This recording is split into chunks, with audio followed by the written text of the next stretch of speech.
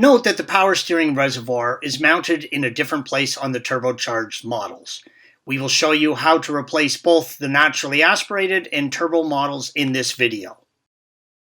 Working at the front radiator support, remove two T20 torque fasteners from the intake duct as indicated by the green arrows. Working at the air intake duct connection at the air filter housing, using a small flathead screwdriver, release the retaining tabs on each side and pull the duct off. Then pull the intake duct out of the radiator support and remove it from the vehicle, green arrow. Then loosen the hose clamps, green arrow, and remove two 10mm air filter housing fasteners, yellow arrows. Disconnect the mass airflow sensor electrical connector by releasing the tab with a small flathead screwdriver and pulling the connector out of the sensor, green arrow. Remove the air filter housing from the vehicle by lifting up and disconnecting the duct from the mass airflow sensor. You can now skip down to the power steering reservoir portion of this article. Working at the front of the radiator support, remove the two T20 torque fasteners for the intake duct as indicated by the green arrow. Working at the intake air duct connection to the air filter housing, using a small flathead screwdriver, release the retaining tabs, green arrow, on each side and pull the duct off. Then pull the intake duct out of the radiator support and remove it from the vehicle. Working at the front of the air filter housing, squeeze the connector and pull to disconnect the vacuum hose, then pull the vacuum hose out of its mount, green arrow. Still working at the front of the air filter housing, using a flathead screwdriver, loosen the air duct hose clamp, green arrow. Then loosen the boost pipe hose clamp, yellow arrow. Leave the boost hose connected for now. Once the hose clamp is loose, reach below the upper radiator hose and slide the hose, green arrow, off the air filter housing. Working at the rear of the air filter housing, using a flathead screwdriver, loosen the air duct hose clamp, green arrow. Next, you will have to detach the electrical cables from the intake air pipe, yellow arrow. Pull the electrical cable up off the mount. You may have to wiggle the rubber grommet side to side to get it to come off the mount. Remove all three electrical cables. Once the electrical cables are removed, you will have to pull the air filter up and out of the rubber mounting grommets. Next, you will have to unlock and disconnect the front boost recirculation hose. There is a gray lock. Rotate this lock counterclockwise about 40 degrees to unlock it, green arrow. This style of hose lock can be hard to get off due to the time and debris entering the collar. If so, you can rotate it using channel locks. But be careful not to damage the hose or lock. They are made out of plastic. Next, pull the hose up and off the air pipe. It should slide off easily. If it does not, the lock is not fully disengaged. Working at the boost recirculation valves, remove the vacuum hose from each valve by pulling it off. Be careful not to damage the hose or the valve when removing.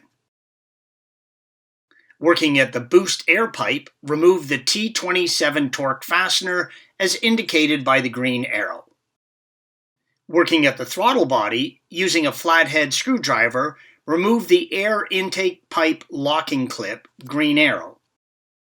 Disconnect the boost pipe from the connection at the radiator support, then gently wiggle the pipe off the throttle body. Once the pipe is clear of the throttle body, remove it from the vehicle.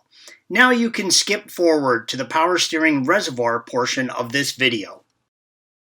First, you will have to remove the power steering reservoir from its mounting bracket. You do not have to disconnect the hoses yet. Remove the two 10mm mounting fasteners, green arrows, then remove the two silver washers from the power steering reservoir grommets. Be careful not to lose these washers. They're hard to replace.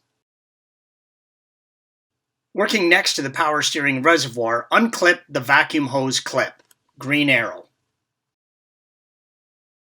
Remove the power steering reservoir, green arrow, from the mounting bracket and guide it under the vacuum hose, yellow arrow, and move it towards the area where the air filter housing mounts.